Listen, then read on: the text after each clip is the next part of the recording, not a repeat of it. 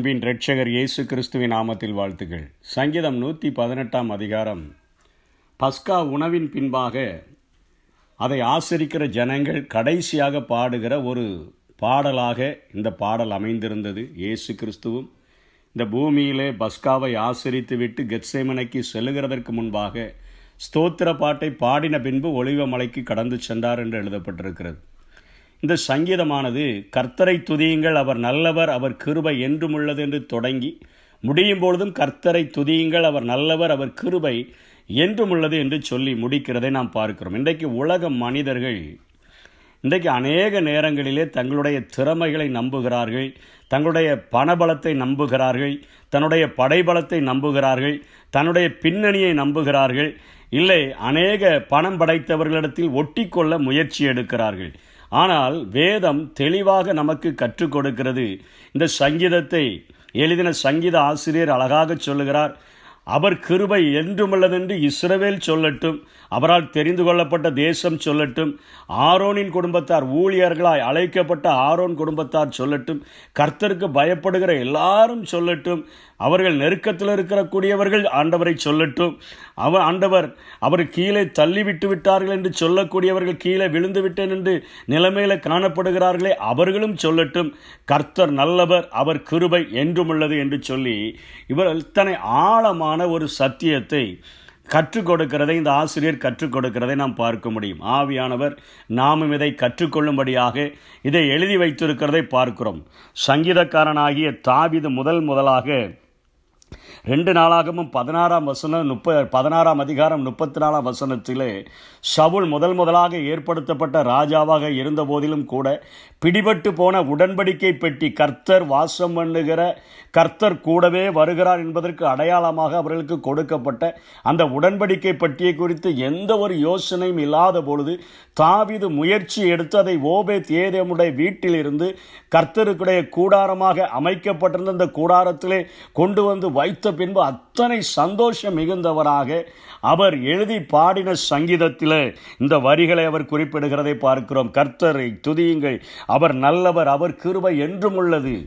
இது அன்றைக்கு அந்த ஜனங்கள் இந்த உடன்படிக்கையை தூக்கி கொண்டுதானே அவர்கள் யுத்தத்திற்கு சென்றார்கள், ஆர்ப்பரித்தார்கள். ஆண்டவர் அவர்களோடு கூட கடந்து சென்று யுத்தங்களை அவர்களுக்கு வெற்றிகரமாக மாற்றி கொடுத்தார்.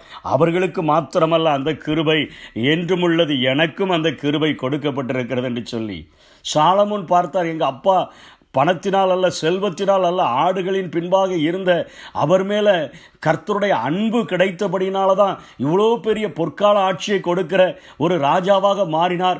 எனக்கும் அப்படிப்பட்ட ஒரு ஆசி கிடைக்குமா என்று நினைத்த பொழுது அவர் தேவனுடைய ஆலயத்தை கட்டி முடித்து அந்த உடன்படிக்கை பெட்டியை கொண்டு வந்து வைத்த பொழுது இதே வார்த்தையை சொல்லுகிறார். கர்த்தர் நல்லவர், அவர் கிருபை என்றும் உள்ளது என்று சொல்லும் பொழுது அங்கே மேகமாக ஆண்டவர் ஆலயத்தில் இறங்கி வருகிறார்.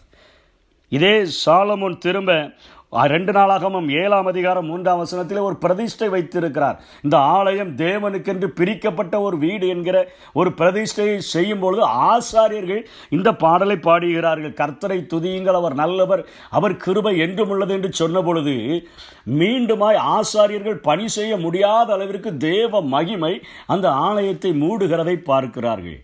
அநேக டன் பொன், வெள்ளி இவைகள் எல்லாவற்றை கொண்டு இந்த ஆலயங்கள் கட்டப்பட்டிருந்தாலும் கர்த்தருடைய கிருபை ஒன்றும் இல்லைன்னா நாங்கள் ஒன்றுமே இல்லை என்பதை ஒத்துக்கொண்டவர்களாக அவர்கள் பாடும் பொழுது தேவ மகிமை அந்த ஆலயத்தை மூடிட்டு எஸ்ரா பாடுகிறார்.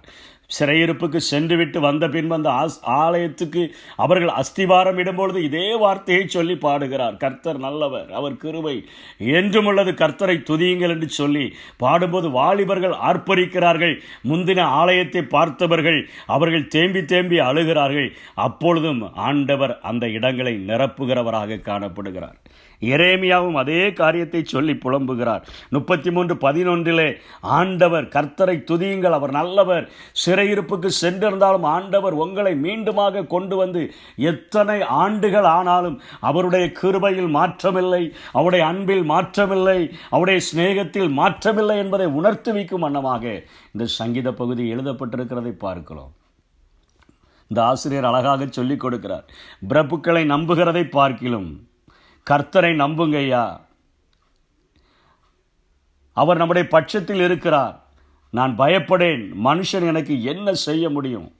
எல்லா ஜாதியாரும் என்னை வளைந்து கொள்ளுகிறார்கள், என்னை சுற்றிலும் வளைந்து கொள்ளுகிறார்கள், தேனீக்களைப் போல என்னை வளைந்து கொள்ளுகிறார்கள். எது வளைந்து கொண்டாலும் கர்த்தர் என்னுடைய பட்சத்தில் இருக்கிறார். நான் பயப்படேன், மனுஷன் எனக்கு என்ன செய்வான் என்று சொல்லுகிறார்.